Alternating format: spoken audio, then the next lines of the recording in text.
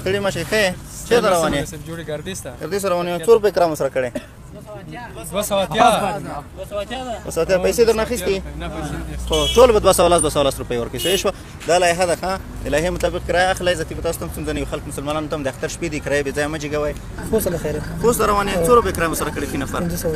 1500 روپۍ. تا څه کوې اشنا؟ د خوست مرسیډیز 340 روپۍ دي. 1500 ته ولې اخلې؟ پوښتنه دا ده اړې ته څه ضرورت؟ لایحه راسره ده.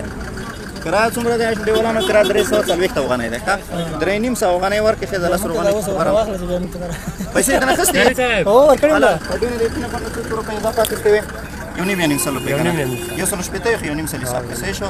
10 نفره دي. فی نفر ته 1.5 روپۍ چې ورکړې 1500 افغانۍ کېږي. دا 1500 افغانۍ دې نفر ته ورکړې. راشه دې نفر ته یې ورکړه. د خپل سره تقسیم ورکړه. دغه مولانا ته ورکړه.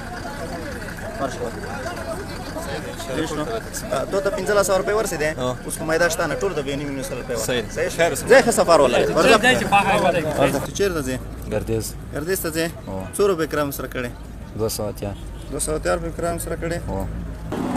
ستړي مه شئ. صحت مو ښه ده؟ بخیر یې؟ کوم ځای ته ځئ؟ پکتیا ګردیز ته ځئ. څومره کرایه مو سره ویلې؟ 280 مو سره ویلې. ډریور ته پیدا کړې خو لږه زیاته ویلې. هایست 210 افغانۍ کرایه ده. 210 نه به کا پورته نه ورکوي، بیرته به جیب کې کېږدي. صحیح شوه؟ امارات هغه ټاکلی. ډریور څه شو؟ ته د موټر روان یې؟ څو روپۍ کرایه ده خلکو؟ 280 روپۍ د فی کس کرایه ده. 280 خو دې جګه ده. ته مهرباني وکړه ټولو نه به 210 افغانۍ کرایه واخلې. صحیح ده؟ دا یو تانې نه ټول نه تطبیق کېږي.